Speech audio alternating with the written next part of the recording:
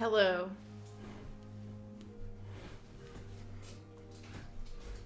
I hope you're all ready now.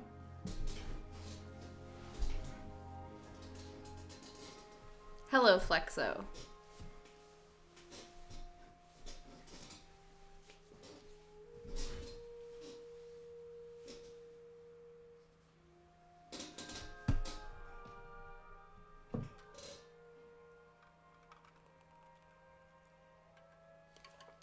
Viper God TV, thank you for 25 months. I'm sorry, I almost missed that.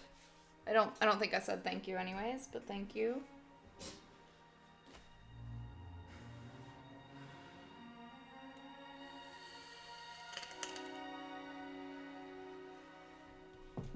We are currently like 95% of the way through Red Mars by Kim Stanley Robinson.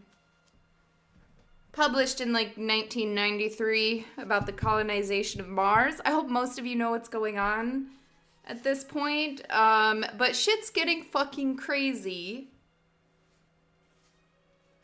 Arcady died.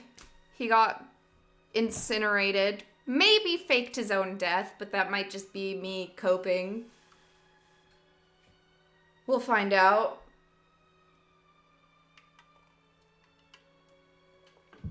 It already is a collector's item, a collector called me, and I also treat it like garbage, and I'm reading out of it on my live stream as it literally disintegrates in my hands, and I found it in a used bookstore that looked like a fucking MC Escher labyrinth of bookshelves. But I got all 3 copies, and they're like, these were made, the book was first published in 1993, and I think these copies, this book is as old as I am. This one says 1995. It was printed on papyrus.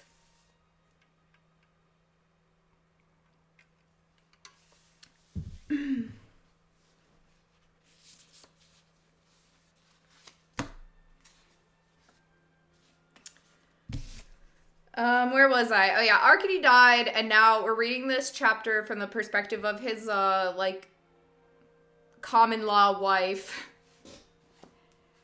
His hetero life mate, Nadia. And Mars is undergoing a revolution. It's very messy. Shit's fucking blowing up. Cities have been flooded. Like biblically. I don't even know how to describe the carnage. They cut a space elevator out of the sky. They just like fucking cut the cord on the space elevator, and it crashed to Earth with the force of like at least 1,000 nuclear bombs. I don't know. A very big kinetic bomb, which cinched Mars' waistline. They'll probably put mile markers on it one day when the tragedy wears off.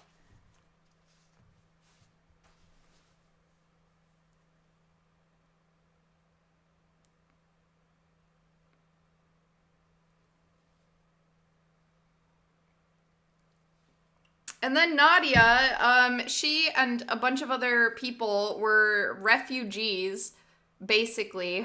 Nadia and her, like, her SEAL team of the original 100 people, like, the original 100, it's been, like, 40 years. They're all, like, 80 now, but they took a vaccine that makes them young forever. Or for an unknown amount of time, but now they're all dying anyways because they're getting like assassinated, and so now they're all like 80 years old, 80 years young, but they're all getting assassinated anyways, and it's been like 40 years, so now she's running around with like a SEAL team of some of the original 100. There's ironically about 6 of them, but and they're taking refuge with a bunch of other refugees from all of the fucking political terror and... Yeah, political terror. and the recent explosions, like the space elevator coming down. And then they're chilling in this one city that hasn't been blown up. And she's with Frank, who is a murderous dog. But they don't know that, so, they're all cool. And Frank has some friends coming, and Frank is, like, weirdly connected. He like, literally, like, the radio is out, and Frank is still on the radio. He's, like, talking to the UN, trying to fix everything, even though it's impossible. Anyways, then he's like, okay, some of my friends are coming over, and they're bringing some more of the original 100. Like, I think there's, like, at least 2 or 3 of the original 100, of which there's only, like, 30 left. And a few of them are in this caravan of Bedouin,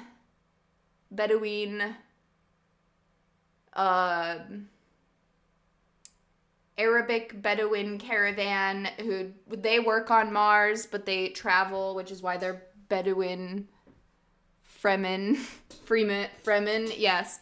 Bedouin Fremen, walking up. And then the UN fucking bombs the caravan. They just, like, drone strike it and blow it up, and everyone dies.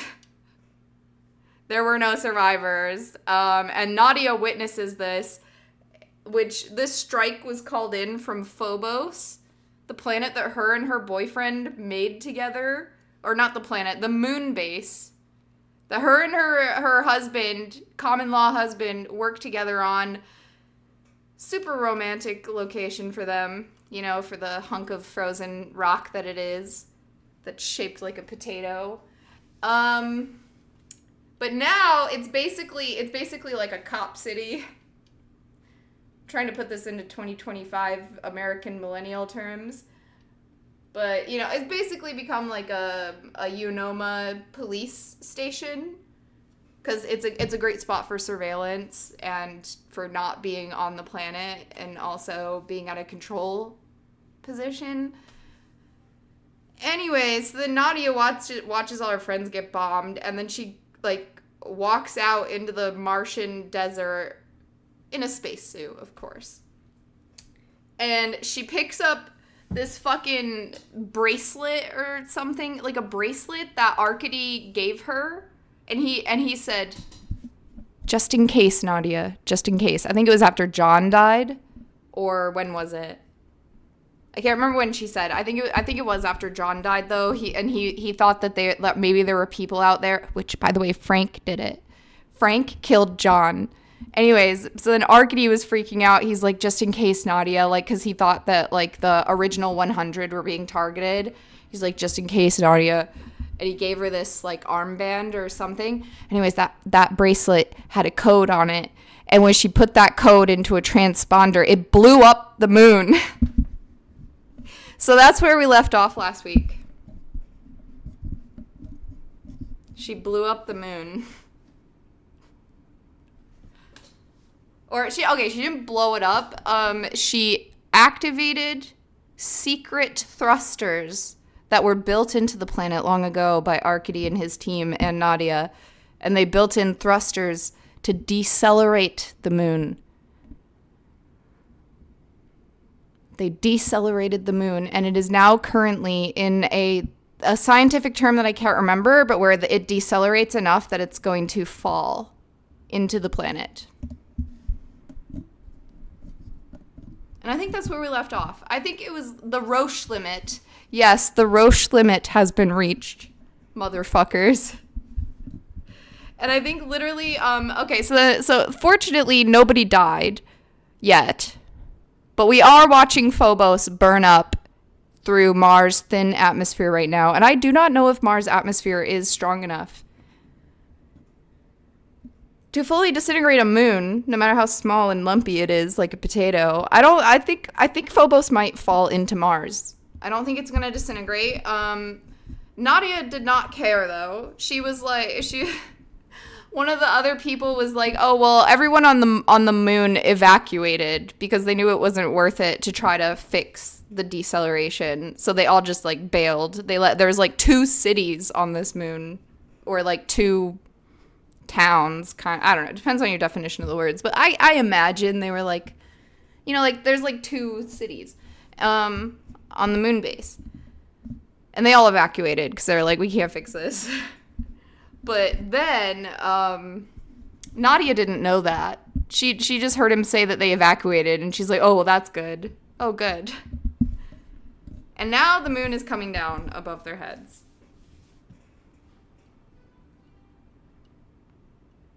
And who knows what's... And I am almost certain Nadia is going to go to federal prison.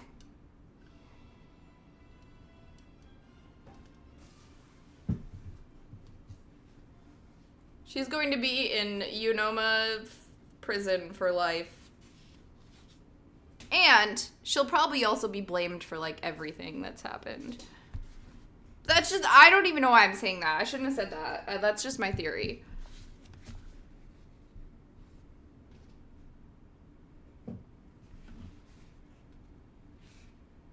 Then, over the horizon, lanced a painfully bright comet. There was a collective indrawn gasp, punctuated by scattered cries. The brilliant white line curved down toward them, then shot over their heads in an instant, disappearing over the eastern horizon. There hadn't even been time to catch one's breath as it passed. A moment later, the ground trembled slightly under their feet, and the silence was broken by exclamations. To the east, a cloud shot up, redefining the height of the sky's pink dome. To the east, a cloud shot up, redefining the height of the sky's pink dome. It must have plumed 20,000 meters. Then another brilliant white blaze crossed the sky overhead, trailing comet tails of fire. Then another, and a whole blazing cluster of them, all crossing the sky and dropping over the eastern horizon, down into Great Marineris. Finally, the shower stopped, leaving the witnesses in Cairo half-blinded, staggering, after images bouncing in their sight. They had been passed over. I literally just started, and actually that's right where we left off last week. They had been passed over. You did miss my flawlessly smooth summary, though.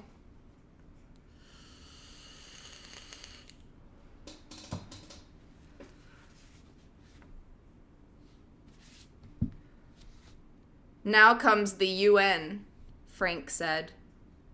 At best. Oh, that's what I should have said. Yeah, she's gonna go to UN, like, prison. Or whatever the fuck they do, I don't know. She's gonna be tried by the UN, at best.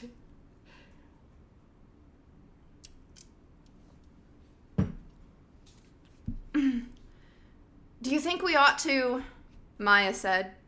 Do you think we're safe in their hands? Frank said acidly. Maybe we should take to the plains again. In daylight? Well, it might be better than staying here, she retorted. They don't even know what Nadia did, by the way. They're just freaking out because they obviously, like, they're targeted anyways, but they're still freaking out.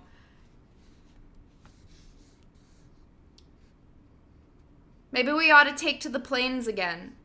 In daylight? Well, it's better than staying here, she retorted. I don't know about you, but I don't want to just get lined up against a wall and shot. If they're Unoma, they won't do that, Sachs said. You can't be sure, Maya said. Everyone on Earth thinks we're the ringleaders. There aren't any ringleaders, Frank said. But they want there to be ringleaders, Nadia said. This stilled them. Sax said it mildly. Someone may have decided things will be easier to control without us around.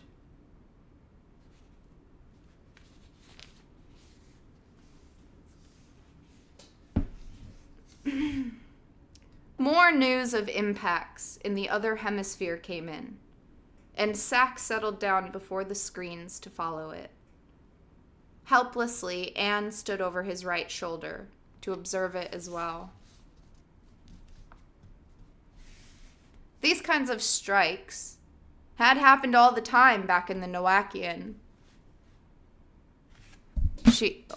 She's a geologist. I don't know if I'm saying Noachian right, but it was an age of geological interest due to meteorite impacts. These kinds of strikes had happened all the time back in the Noachian, and the chance to see one live was too much for her to pass up, even if it was the result of human agency. While they watched, Maya continued to urge them to do something, to leave, to hide, whatever, just something. She swore at Sax and Anne when they didn't respond. Frank left to see what was happening at the spaceport. Nadia accompanied him to the door of the city offices, afraid that Maya was right, but unwilling to listen anymore.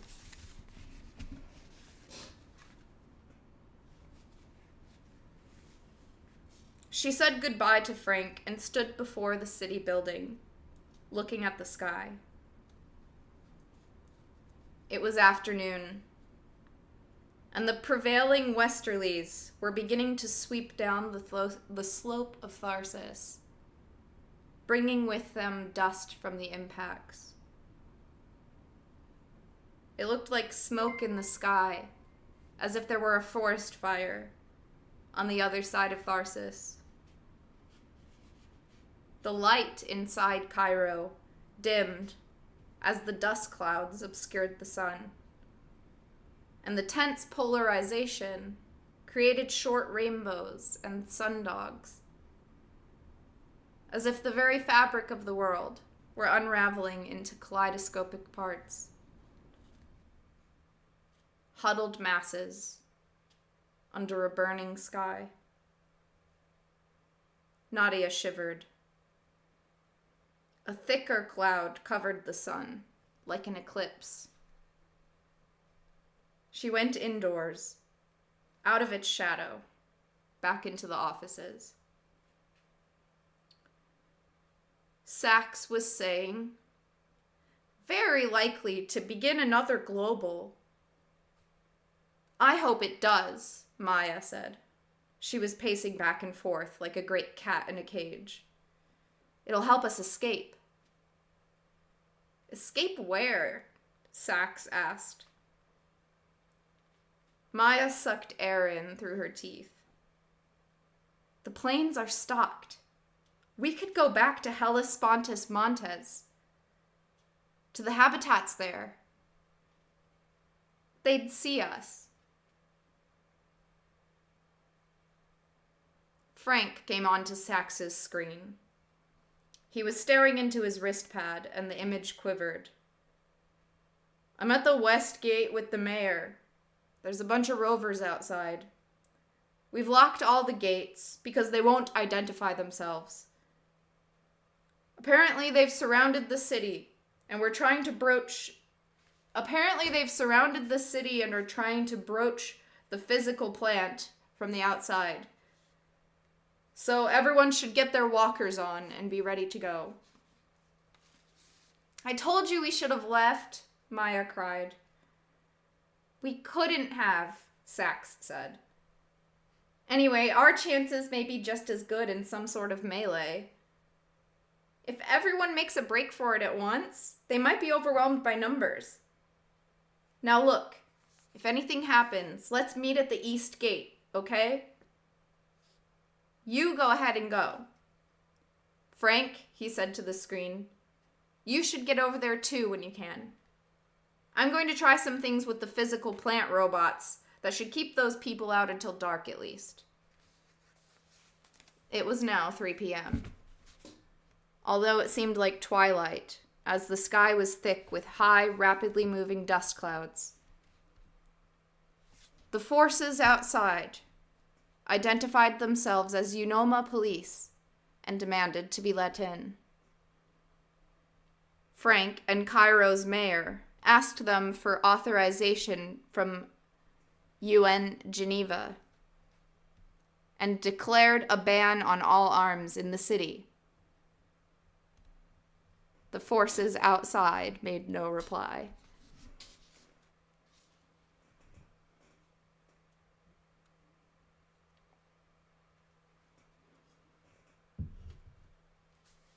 At 4:30, alarms went off all over the city. The tent had been broached. Apparently, catastrophically, because a sudden wind whipped west through the streets, and pressure sirens went off in every building. The electricity went off. And just that quick, it went from a town to a broken shell full of running figures in walkers and helmets, crowding toward the gates, knocked down by gusts of wind or by each other. Windows popped out everywhere. The air was full of clear plastic shrapnel. Nadia, Maya, Anne, and Simon, and Yeli left the city building and fought their way through crowds towards the east gate. There was a great crush of people around it because the lock was open, and some people were squeezing through. A deadly situation for anyone underfoot, and if the lock were blocked in any way, it could turn deadly for everyone.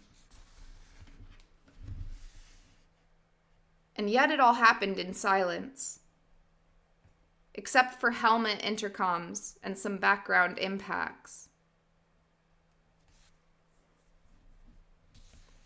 The first 100 were tuned to their old band, and over the static and exterior noises, Frank's voice came on. I'm at the east gate now.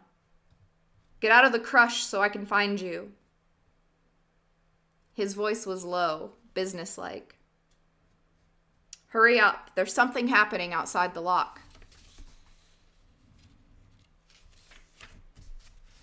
They worked their way out of the crowd and saw Frank just inside the wall, waving a hand overhead. Come on, the distant figure said in their ears. Don't be such sheep. There's no reason to join Don't be such sheep. There's no reason to join the toothpaste when the tent's lost its integrity. We can cut through anywhere we want. Let's go straight for the plains. I told you, Maya began, but Frank cut her off. Shut up, Maya. We couldn't leave like this until something like this happened, remember?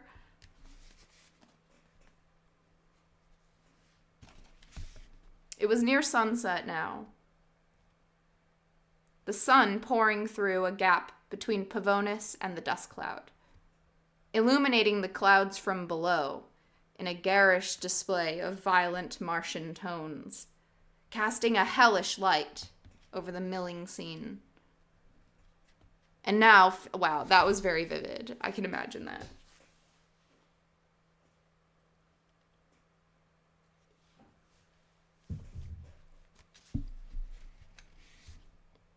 And now figures in camouflaged uniforms were pouring in through rents in the tent. There were big spaceport shuttle buses parked outside, with more troops emerging from them. Sax appeared out of an alley.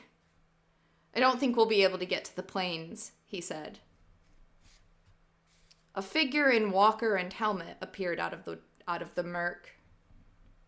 "Come on," it said on their band. "Follow me." They stared at this stranger. "Who are you?" Frank demanded. "Follow me." The stranger was a small man, and behind his faceplate, they could see a bright, ferocious grin. A brown, thin face. The man took off into an alley leading to the Medina, and Maya was the first to follow. I know why.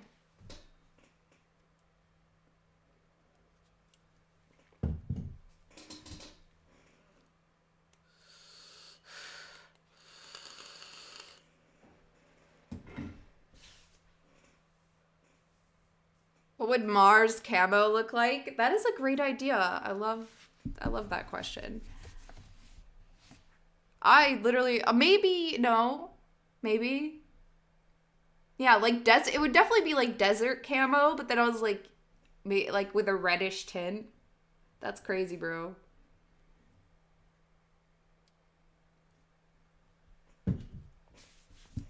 Cool concept.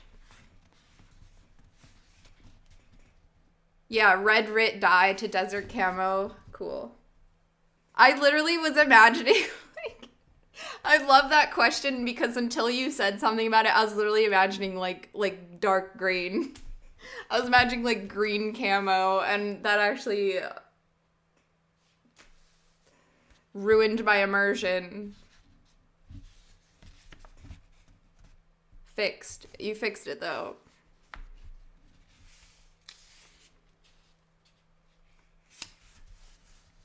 I didn't even think about that. Blah, blah, blah. Strange guy appears. Maya's like... Maya was the first to follow. Helmeted people ran everywhere. Those without helmets were sprawled on the ground, dead or dying. They could hear sirens through their helmets, very faint and attenuated. And there were sounds like vibrations underfoot, seismic booms of some kind. But other than that, all the hectic activity occurred in silence, broken only by the sounds of their own breathing and their voices in each other's ears. Where to? Where to? Sax, are you there? He went down that one. And so forth. A strangely intimate conversation, given the dusky chaos they ran through. Looking around, Nadia almost kicked the body of a dead cat, lying in the street grass, as if asleep. Thank you, The Hubble, for subscribing. Looking around, Nadia almost kicked the body of a dead cat, lying in the street grass as if asleep. The man they were following appeared to be humming a tune over their band. An absorbed little bum bum, ba-dum bum, ba-dum dum dum. Peter's theme from Peter and the Wolf, perhaps? He knew the streets of Cairo well, making turns in the Medina's tight warren without a moment's pause for thought, and leading them to the city wall in less than 10 minutes. As they peered at the wall, they peered through the warped tenting, outside in the murk. Anonymous suited figures were running off alone or in groups of 2 or 3. In a kind of Brownian dispersion onto the South Noctis Rim. "Where's Yelly?" Maya exclaimed suddenly. No one knew. Then Frank pointed. "Look!" Down the road to the east, a number of rovers had appeared out of Noctis Labyrinthus. They were very fast cars of an unfamiliar shape, coming up out of the dusk without headlights.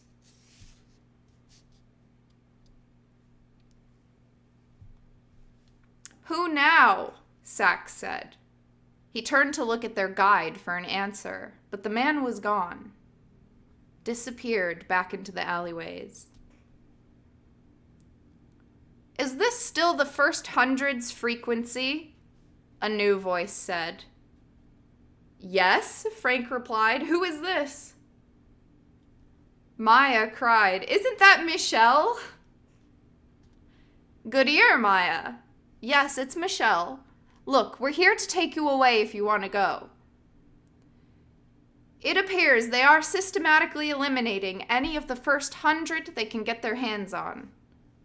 So we thought you would be willing to join us." "I think we are all ready to join you," Frank said. "But how?"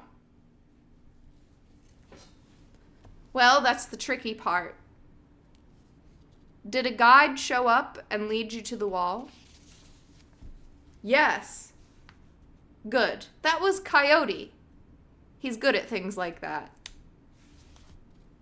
So wait there, and we'll create some diversions somewhere else. And then come right to your section of the wall." Fucking Frenchie. "We'll create some diversions elsewhere and then come right to your section of the wall." In only a matter of minutes, though it seemed like an hour, explosions rocked the city. They saw flashes of light to the north, toward the spaceport. Michelle came back on. "Shine a headlamp east for just a second." Sax put his face to the tent wall and turned on his headlamp, briefly illuminating a cone of smoke-choked air. Visibility had dropped to 100 meters or less, and seemed to be still diminishing. But Michelle's voice said, "Contact. Now, cut through the wall and step outside. We're almost there. We'll take off again when you're all in our rover locks, so be prepared." "How many are you?" "6, Frank said after a pause. "What's a meter?" "Oh, wait, what? A meter?" "I don't know."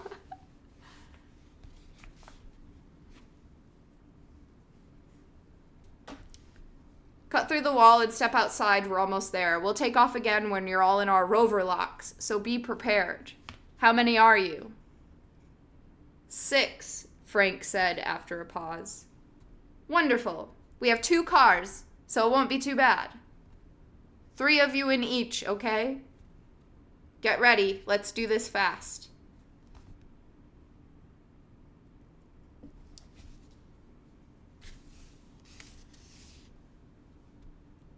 "Get ready, let's do this fast."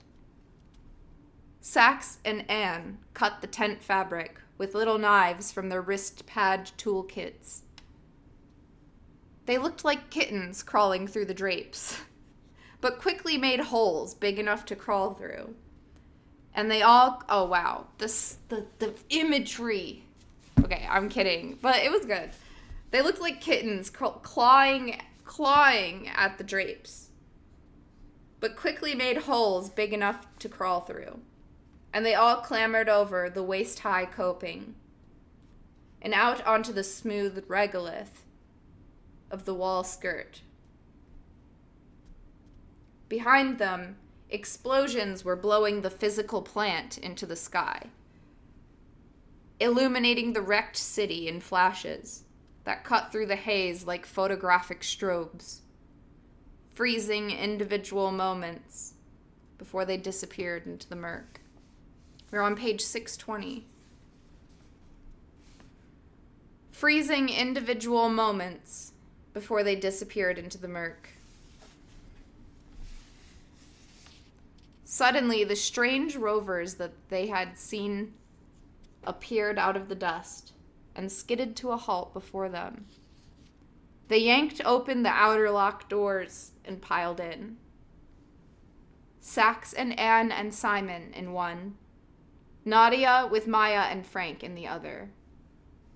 And they were tumbled head over heels when the rover jerked into motion and accelerated away.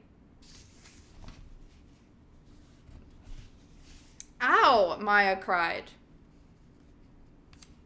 All aboard? Michelle asked. They called out their names. Good, I'm glad we have you, Michelle said. It's getting pretty hard. Dimitri and Elena are dead, I just heard. Killed at Ekis Overlook.